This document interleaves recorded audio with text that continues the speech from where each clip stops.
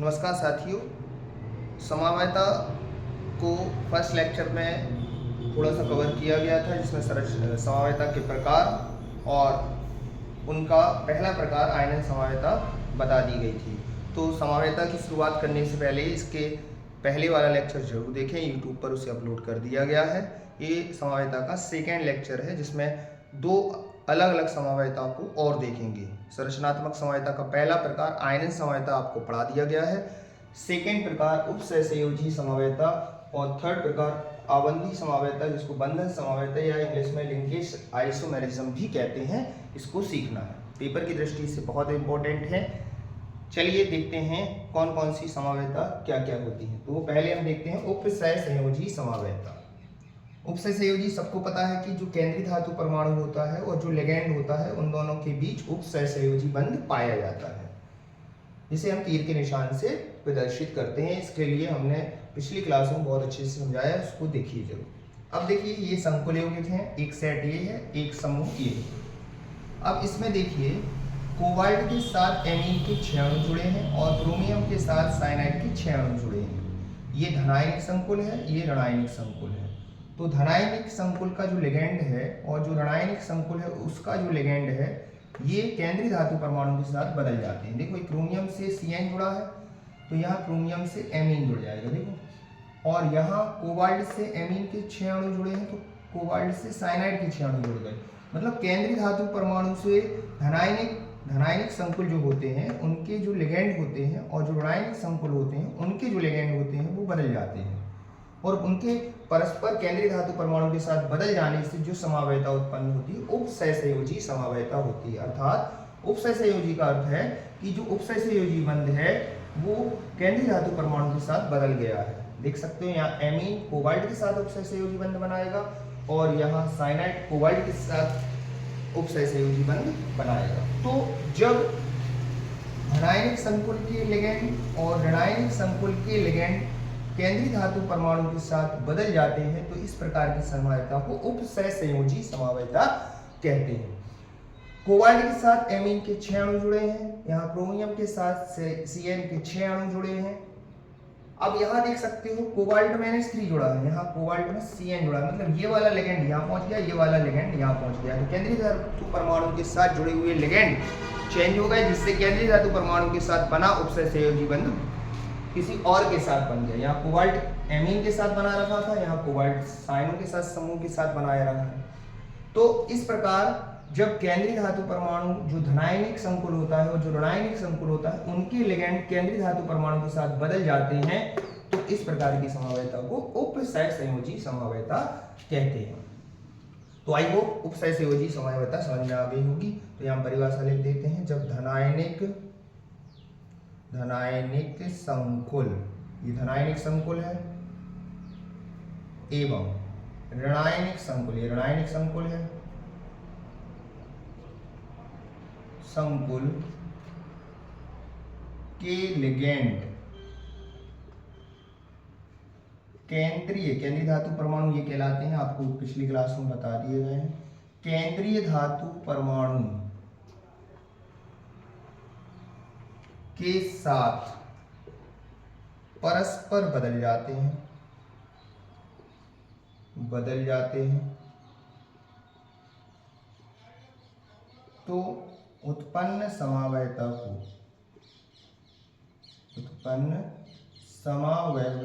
को उपसहसंयोजी समावयता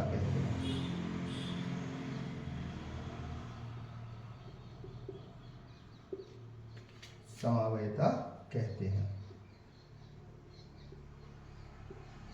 और इसका नाम उपसहसंयोजी समावयता क्यों रखा गया? इसलिए रखा गया कि जो केंद्रीय धातु परमाणु के साथ लिगैंड उपसहसंयोजी बंध बनाता है, वो ही चेंज हो जाता है। देखो, यहाँ CO NH3 के साथ उपसहसंयोजी बंध बनाएगा, यहाँ CO साइनो समूह के साथ उपसहसंयोजी बंध बनाएगा, इसलिए इसका नाम पड़ गया उपसहसंयोजी समावयता। ये उदाहरण है उसका। आई होप उपसहसंयोजी समावयता सबको समझ में आ गई होगी। धनायनिक संकुल और ऋणायनिक संकुल के जो लिगैंड होते हैं, वो केंद्रीय धातु परमाणु के साथ बदल गए हैं, इसलिए इस समावयता का नाम उपसहसंयोजी समावयता, मतलब इनका उपसहसंयोजी बंध किसी और लिगेंड के साथ बन गया है। अब देखते हैं आवंधी समावयता या बंधन समावयता या लिंकेज समावयता। तो एक जो बंध चेंज होते हैं इसमें, जैसे हमारे पास एक उदाहरण है जिसमें CONH3 के 5 और NO2 का एक समूह जुड़ा हुआ है केंद्रीय धातु परमाणु के साथ और Cl आयन है। यहाँ भी देखिए वही उदाहरण इसमें भी है, किंतु यहाँ देखो NO2 को लिखने का तरीका ONO लिखा है। तो इस लिगेंड को अपन कहते हैं एम्बीडेंटेंट लिगेंड, उभयदंतुर लिगेंड, एम्बीडेंटेंट लिगेंड,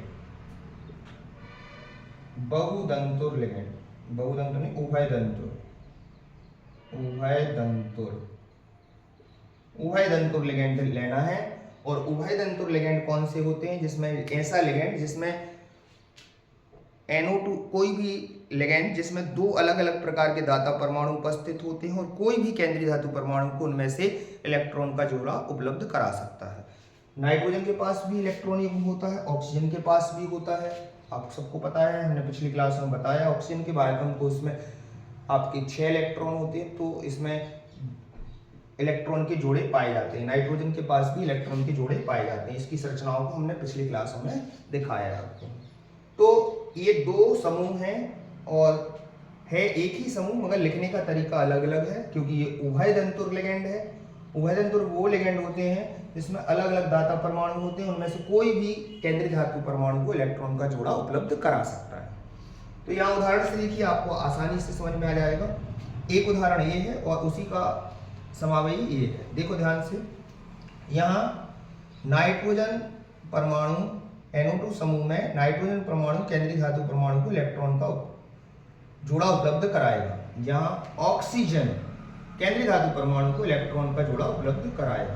तो बंधों का अंतर हो गया, इसमें बंध नाइट्रोजन के साथ बनेगा और इसमें बंध ऑक्सीजन के साथ बनेगा। इसको बनाने का तरीका हम अलग क्लास में देखेंगे, इनकी स्ट्रक्चर। तो आप देख सकते हो बंधन समावयता बंधों में अंतर आने के कारण होती है। तो जब कोई उभयदंतुर लिगेंड केंद्रीय धातु परमाणु से इस प्रकार जुड़ता है कि उनके जो बंध होते हैं वो डिफरेंट तरीके से बनते हैं। एक नाइट्रोजन उपलब्ध कराएगा, इसमें ऑक्सीजन। तो उभयदंतुर लिगेंड जो होता है उसमें से केंद्रीय धातु परमाणु के साथ बना उपसहसंयोजी बंध चेंज हो जाता है और बंध चेंज हो जाने के कारण इसमें बंधन समावयता आ जाती है और उसी को अपन आवंधी समावयता कहते हैं। तो यहाँ हम इनके जब IUPAC नाम लिखेंगे तो कैसे लिखेंगे? देखो, ये रासायनिक संकुल, ये धनायनिक, तो यहाँ से शुरू करेंगे। पेंटाएमीन, देखते जाइए पहले लिगेंड की संख्या, फिर लिगेंड का नाम। पहला लिगेंड हो गया, दूसरा लिगेंड है नाइट्रो।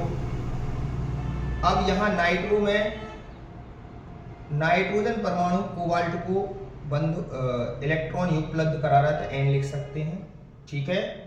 और ये है धनायनिक संकुल, धनायनिक संकुल में कोई विशेष नाम नहीं, कोबाल्ट।